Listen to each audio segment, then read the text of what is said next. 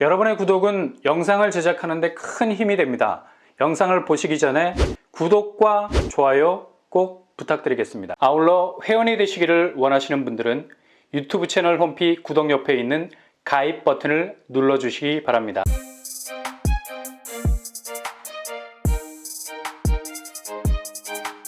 안녕하세요. 뻔뻔한 복덕바입니다. 요즘 청약 경쟁률이 다소 낮아지는 추세를 보이고 있죠. 그렇게 철판구이가 될 정도로 이 시국에도 식을 줄을 몰랐던 서울 청약 경쟁률도 그래프가 아래로 내려오기 시작했습니다.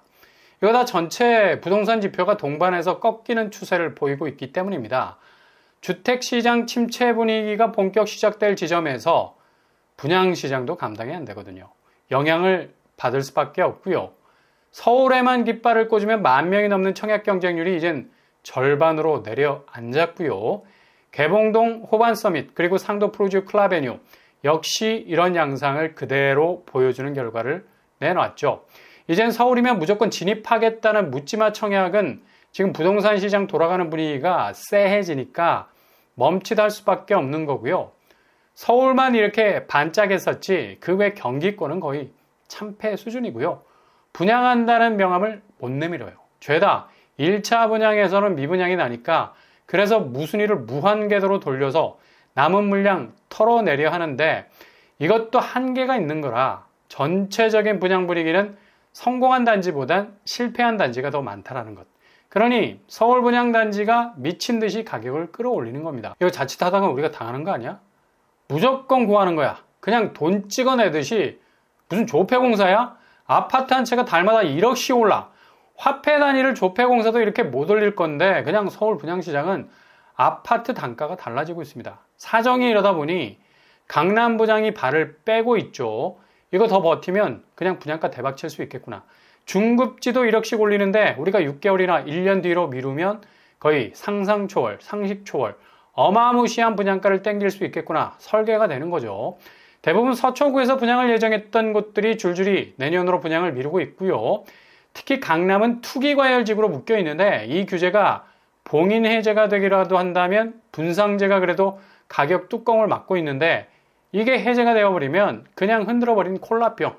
분수처럼 분양가는 한계를 모르고 치솟아 오를 겁니다. 이런 플랜을 가지고 있으니 당연히 분양 시기를 최대한 뒤로 빼고 있는 거죠. 그냥 웬만하면 D드라이브에 놓고 달리지 이 와중에 뺏기어 놓고 다시 주차를 하려고 하니까 오늘 분양가가 제일 싸다는 말이 무색해지잖아. 강남은 더 이상 올해 예상했던 분양가로는 도저히 접근할 수 없는 넘사벽이 될 가능성 많다라는 겁니다. 한국은행이 내놓은 통화신용정책 보고서를 보면 여전히 집값이 작년에 출렁거리기는 했으나 너무 가격이 비싸다는 결론, 주택가격이 소득과 괴리되고 높은 수준을 유지하고 있다는 거죠. 소득 대비 주택가격 배율 지표가 올해는 26배, 그러니까 월급 한 푼도 안 쓰고 26년을 모아야 아파트 한 채 살 수 있다는 거야. 지금 뭐 집값이 이렇다는 겁니다. 그러니 작년에 떨어진 수준에서 더 머리가 깨져야 한다는 얘기죠. 물론 집주인들 입장에선 깝깝한 소리일 수 있겠으나 올라도 너무 올랐잖아요. 이렇게 올해 하반기에 다시 집값이 하락세로 전환될 수밖에 없는 가장 결정적인 방아쇠는 국채금리 상승. 이게 바로 시작점이 될 겁니다. 미국 국채금리가 오르니까 우리나라 역시 동요하고 있고 은행채 금리가 오르니 은행 자금 조달 비용이 증가.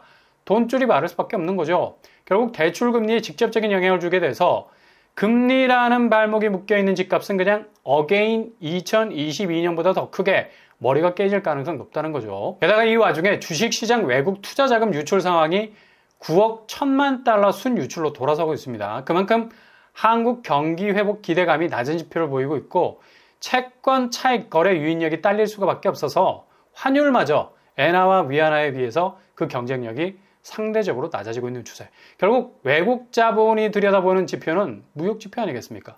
수출 모든 지표가 마이너스. 특히 효자 종목이었던 반도체 날아가고 최대 교육국 중국에 대한 수출 감소 그리고 수입 부분에서 석유 제품 관련 분야가 많아서 지금 유가가 급등하고 있는 추세에선 상당히 불안한 요소로 작용될 수밖에 없는 거죠. 결국 이렇게 고구마 줄거리 뽑듯이 과열 양상의 서울 분양이 살짝 주춤해진 것.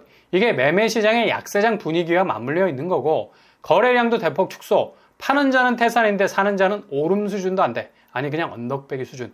이렇게 매수세가 줄어드는 것은 집값이 너무 미친 듯이 오른 거고, 그렇게 폭락장을 이어가다가도 지금 호가로 배치게 하면서 제값 받겠다고 버티고 있는데 도대체 무슨 저리의 금리를 백업받아서 집을 사냐고. 당장 특례나 주담대 50년도 없어지는 판에. 그리고 실질소득 감소의 지갑이 얇아지는 건 국가 전체의 경기지표 체력이 훅 떨어졌다는 건데, 집값이 반등할 수 있는 체력 어디를 살펴봐도 이미 제로 상태입니다. 완전히 고갈되어 있다는 얘기죠. 지금 아파트 실거래가에선 확실한 하락 시동이 걸렸습니다.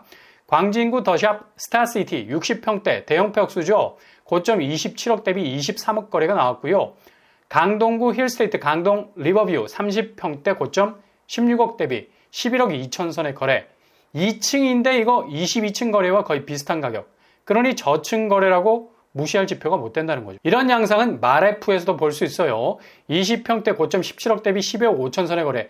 여기도 1층. 그런데 7층 13억 거래와 별 차이가 없습니다. 층수 프리미엄이 예전보다 그리 액센트가 많이 약해졌다는 것. 성동구도 마찬가지. 두산 위브 고점 15억 대비 30평대 11억 5천의 거래. 1층인데 이거 13층 거래 11억 9천도 나왔었어요. 그러니 1층 거래라고 비꼬을 수가 없는 거지. 이렇게 빠지는 액수가 굉장히 헐거워질 만큼 범위가 넓어졌습니다. 목동 신시가지 5단지 여기도 고점 23억 거래에 30평대 20억 거래. 2층인데 10층 거래과 비슷해요. 월계 센트럴 아이파크 30평대 고점 12억 거래에 8억 9천. 3층인데 똑같은 가격대로 9층에서도 거래가 됐죠. 판교 프로지오 그랑블 고점 27억 대비 24억의 거래. 13층 거래와 비슷하죠. 이렇게 저층 거래가 고층 거래와 비슷해지는 프리미엄이 무색할 정도의 가격 동조 현상은 아파트 가격대가 확실하게 하락 조짐으로 가는 포인트라는 걸 가르쳐주고 있습니다. 용인 쪽도 우리 녹록하지 않죠. 기흥역 롯데캐슬 스카이 고점 30평대 8억에서 5억의 거래가 됐습니다. 이렇게 지금 확실하게 하락 추세의 시동이 걸린 모습이 보이는데 상당 부분 하방 압력 더욱 거세게 받을 것으로 보입니다. 이런 와중에 용산 공급이라는 깜짝 카드가 등장했습니다. 그것도 이게 가능해? 라는 말이 나올 정도로 저렴한 가격에 등장할 것으로 보이는데요. 일단 집값 자체가 출렁거릴 가능성이 높아서 초기 진입 비용이 적은 곳 눈여겨보셔야 되죠. 잔뜩 조심하셔야 되지만 그래도 실루는 뜨고 쳐다는 보셔야 됩니다. 바로 세 곳이 등장하게 되는데요.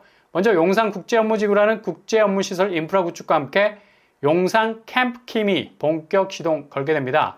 기존 1,400세대 규모에서 규모가 더욱 커질 것으로 예상이 되고요. 최대 3,000세대까지 치고 나갈 가능성 많네요. 그동안 속도를 내지 못했던 공급이 다시 분양 윤곽을 잡게 된 것으로 보이고요. 그리고 또 한 곳 바로 용산 정비창. 공급되는 민간 공공분양 규모는 6,000세대로 확정을 지은 상태. 용산 정비창은 1차, 2차, 3차에 걸쳐서 순차적인 공급 계획안을 가지고 있습니다. 그러니 개인 선호도에 따라서 선택지 정할 수 있겠죠. 일단 용산 정비창 자체 입지는 캠프킴에 못지않죠. 용산에서 최상급지라 불러도 손색 없는 국공유지에서 나오는 공급되는 공공분양치고는 거의 원탑이라 말해도 과언이 아닙니다. 일단 주변 인프라가 기존 주거단지와는 격이 다르죠. 바로 옆으로 용산국제업무지구가 조성이 될 거고요. 이렇게 되면 직주 근접의 의미를 넘어서서 마이스 복합단지가 저절로 인프라로 구축이 되기 때문에 주변 아파트 단지 더욱 극강의 프리미엄 배후 효과 누리게 될 거고요. 그리고 아주 좋은 교통환경 가진 곳이라 할 수 있겠습니다. 무엇보다도 최상급지 배후를 가진 곳을 저렴한 분양가로 진입 가능할 수 있다는 사실 자체가 지금까지 비싼 주거비용 물어가며 호구돼서 집을 사지 않은 게 어찌 보면 다행스러운 일일 수가 있겠어요. 그리고 용산 정비창 이외에 용산 분양의 최후의 보루가 남아있죠. 바로 용산 유수지 부지. 여기도 용산에서 입지가 거의 초절정에 가깝다고 말해도 과언이 아닌 곳에 자리하고 있습니다. 공급 규모는 700세대 정도 예상하고 있고요. 전체적으로 모습이 횡으로 길게 뻗어있는 택지 형태 보이고 있네요. 교통환경도 4개의 라인이 물려있는 곳이라서 입지만큼은 최고가 아닐까 생각해 볼 수 있겠습니다. 이런 금싸라기 땅에 저가로 진입해서 토지 임대부와는 달리 대지까지 딸린 아파트를 소유한다는 건 좋은 기회일 수 있겠죠. 무조건 분양가만 높게 던지는 민간 분양보단 이렇게 경쟁력 있는 공급도 있다는 걸 기억하셔서 그 범위를 확대해 나가는 것도 굉장히 중요한 일이라 볼 수 있겠습니다. 좀 속도를 좀 더 높여줬으면 좋겠습니다. 아니 이렇게 좋은 공급지들이 있는데 왜 속도를 높여서 진행을 하지 않는지 참 이게 안타까운 마음이 들어요. 요즘 같은 시기 청약 조심하셔야 되고요. 일단 최대한 금리 부분 체크 잘 하시고 본인 자금 후달려서는 안 되겠죠. 나중에 개인 금융위기라는 부메랑 만날 수 있습니다. 조심조심 접근하셔야 되겠습니다.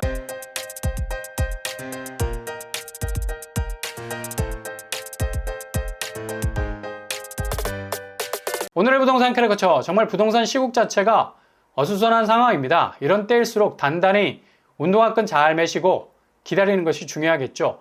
그리고 틈새로 나올 수 있는 것들도 눈여겨보시는 것 잊지 마시고요. 혜택을 볼 수 있는 곳들은 잘 스캔하셔서 준비하신다면 지금 같은 어려운 시기를 넘어갈 수 있는 선택지가 될 수 있을 것 같습니다. 오늘도 응원합니다. 여러분의 길이 꽃길만 되실 수 있길 바랍니다. 이상으로 뻔뻔한 목격방을 마치겠습니다. 구독과 좋아요 부탁드립니다. 감사합니다.